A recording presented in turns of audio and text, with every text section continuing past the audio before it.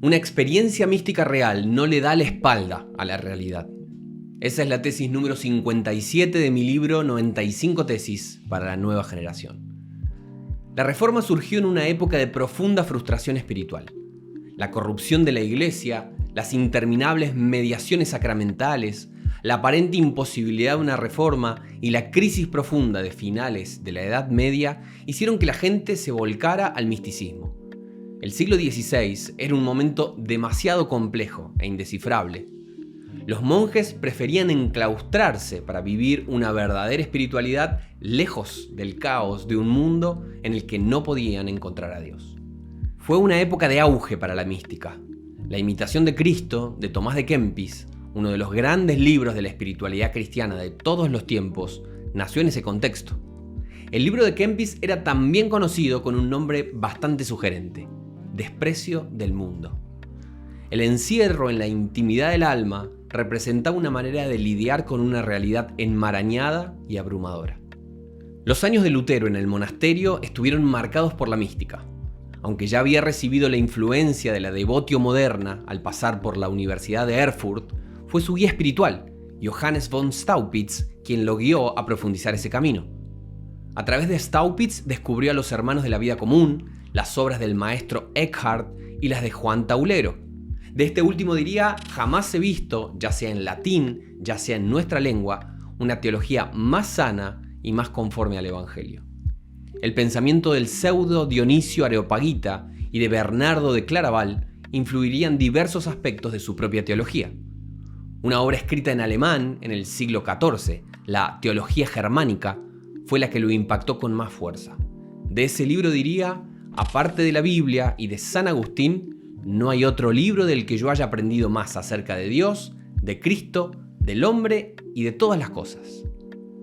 El impacto de la vía mística en Lutero y la Reforma es innegable. Muchas de las afirmaciones típicamente protestantes fueron influenciadas por esta escuela.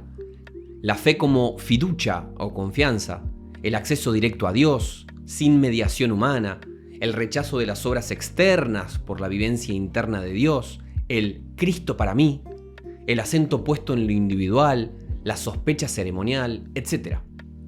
Aunque su teología hereda varios elementos de esa tradición, Lutero dedicó muchas energías a combatir la mística dualista y espiritualizante que estaba de moda en su época.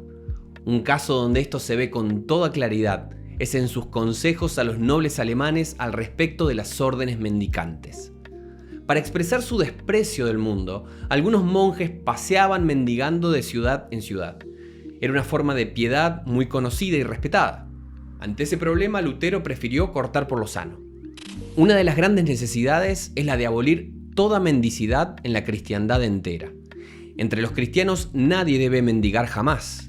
Debe haber un administrador o tutor que conozca a todos los pobres e indique al consejo o al párroco lo que les hace falta o cómo esto podría organizarse de la mejor manera. Su respuesta decía mucho. Cambiaba el eje teológico para entender la cuestión de la pobreza. La mendicidad había dejado de ser un símbolo de la virtud monástica para convertirse en un tema de justicia social.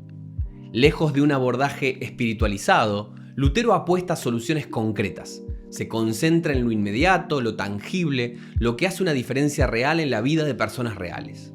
Dios no hará milagro alguno mientras el asunto se pueda resolver mediante otros bienes otorgados por Él, decía en otro tratado.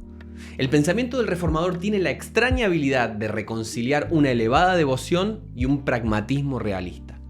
No espiritualiza el dilema de la pobreza, evita enroscarse en especulaciones sobre la piedad monástica y presenta una solución concreta para abordar un problema estructural de su ciudad. Al igual que hace 500 años, hoy también existe el riesgo de despreciar el mundo cuando sentimos que su denso entramado de problemas nos abruma.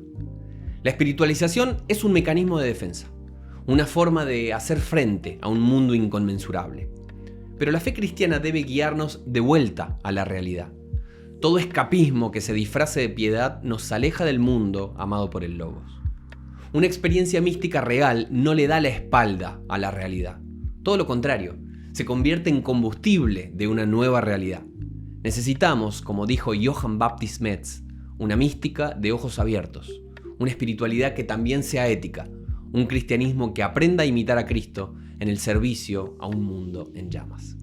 Si te interesa descubrir más sobre mis 95 tesis para la nueva generación, entra a este link y acá te dejo otros videos que pueden interesarte. ¿Y vos qué pensás de todo esto? Nos vemos en el próximo video.